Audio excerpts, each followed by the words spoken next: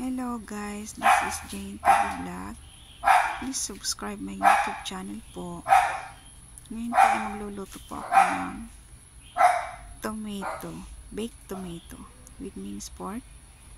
Ayan po ang mga sangkap nila.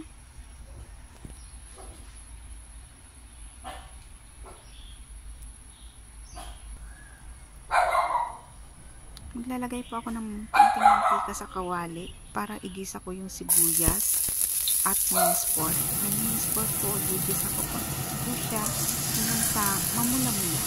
Wala yung water niya. Tapos lagyan ko po siya ng paminta at konting asin para po lumasa. Pero po yung minced pork po, nakamarinate na po siya. May soy sauce na po siya. May sugar, may cornstarch, wine po. Okay na.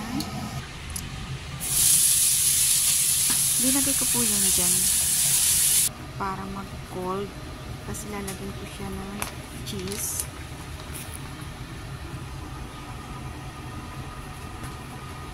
Lagyan ko ng kaunting cheese. Tapos haluin mo. Pag complete na po, na-cold na siya, pwede na pong ilagay sa loob ng kamatis, ng tomato. Ang sarap po yan guys. Pwede nyo gayahin yan. Simple lang. Napakadali. I-bake mo lang naman ng 200 degrees in 15 minutes to 20 minutes. Ayan po, na-oversize naman po kasi yung kamatis kaya hindi masyadong nag-sauce.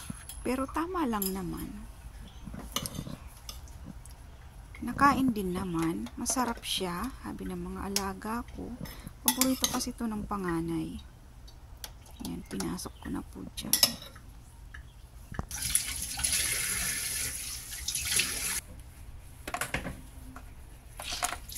Lagay na po tayo ng toppings ng cheese.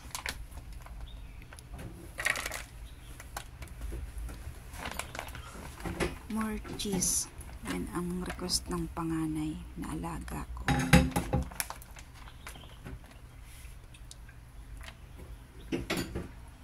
Napakasarap niyan.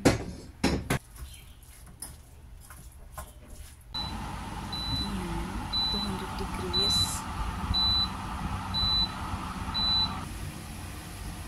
Nagmelty na po siya. Soft na din po yung kamatis niya. Pinalik ko ulit, dinagdagan ko ulit siya ng cheese. Ayan na po, luto na po siya. Salamat po sa panunood. Please subscribe my YouTube channel again. Salamat po. Super yummy yan po. Try nyo po. Magugustuhan niya ng mga anak nyo. Promise. Bye-bye. Salamat sa panunood. God bless.